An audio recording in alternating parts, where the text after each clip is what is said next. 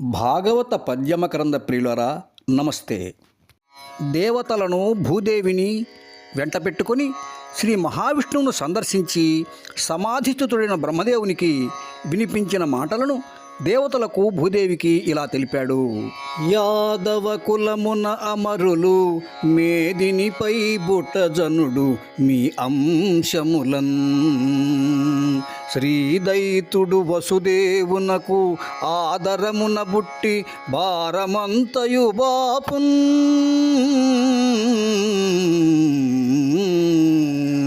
ఓ దేవతలారా, మీరందరూ మీ మీ అంశాలతో భూమిపై యాదవ కులంలో జన్మించండి. లక్ష్మీపతి అయిన శ్రీ మహావిష్ణువు వసుదేవునికి పుత్రుడుగా జన్మించి భూభారాన్ని తొలగిస్తాడు. హరిపూజార్థము బుట్టుడు సురకన్యలు భూమి యందు సుందరతనులై హరికగ్రజుడై శేషుడు హరికళ్ళతో బుట్టు తత్ప్రియారంభుడై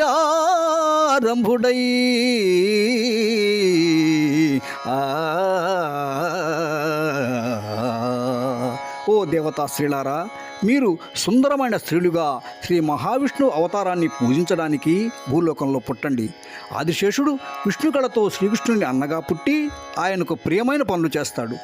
ప్రపంచాన్నంతా మోహింపజేసే విష్ణుమాయ ఆ విష్ణు అంశలో ఒకానొక కార్యానికై భూమిపై జన్మిస్తుంది అని దేవతలను భూదేవిని సమ్మతింపజేసిన తరువాత తన లోకానికి వెళ్ళిపోయాడు బ్రహ్మదేవుడు.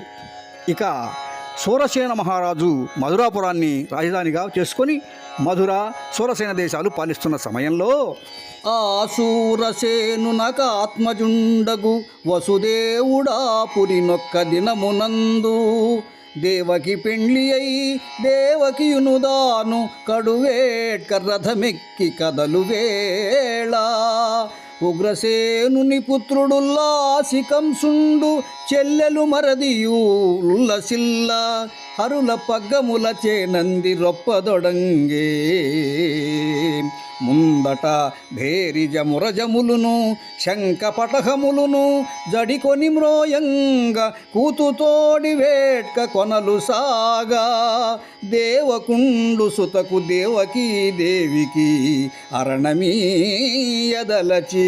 ఆదరించి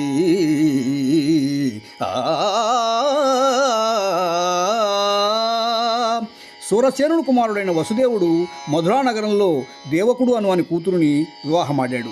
నూతన దంపతుల రథాన్ని దేవకీదేవి అన్నయ్యన కంసుడు ఉత్సాహంగా నడపడానికి పూనుకున్నాడు.